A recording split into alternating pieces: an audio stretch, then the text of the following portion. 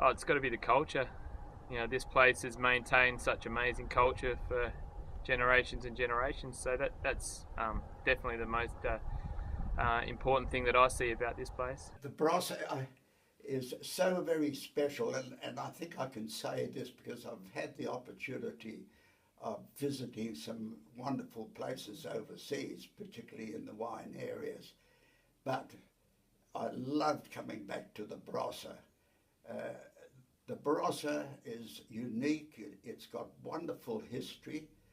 It's so music-minded, food-minded, and and and the people are workers.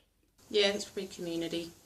And we probably didn't feel that to such an extent outside of our circle of immediate friends. We didn't feel that as much until we started, first of all, going to the farmers market, but then started being a stallholder at the farmers market, and it's like a bomb went off with people that we, had connections with and, common interests with, and just things to share and laugh about each week, and just this weekly reconnect and plug into the community spirit, and you walk away going, oh, that was a nice top up, and off you go again. Well, I'm happy to say that it's my job because that's the only thing that I do here. But again, thanks to the produce, to the freshness and the high quality of the produce, my job is a lot easier in the Barossa. Favourite thing to do in the Barossa is just to embrace it for what it is. To have some wine, have some platters at places.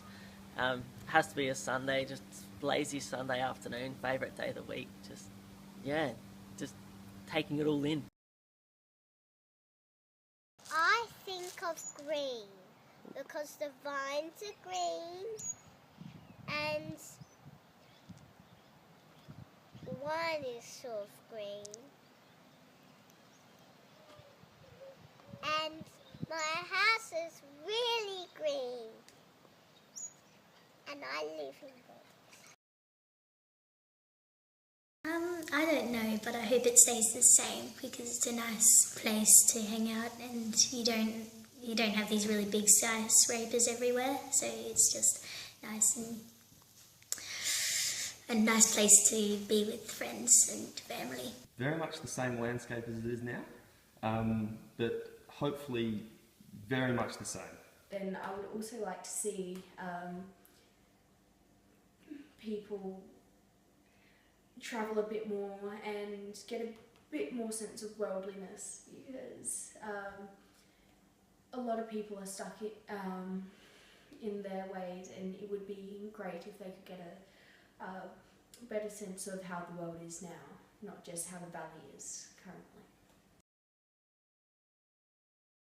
No one gets it easy all the time, nor probably should they. And farming has certainly taught me that for the last 35 years. So I think it gets down to cooperation, not expecting more than your fair share, and doing your fair share, putting back into the community as well. And it's not really about monetary gain, it's about your sense of community. And I always think that you get what you give. If you give nothing, you probably get nothing back. I think it's got to be the new generation really pushing furiously not to lose any traditions and that lovely sense of community. We've got to make sure we've got to protect it. I think it's keeping that sense of community. It's always been welcoming. It values its heritage. It values its food and its wine and arts. And I think that keeping that community vibe is the important thing. And not thinking that we have everything perfect.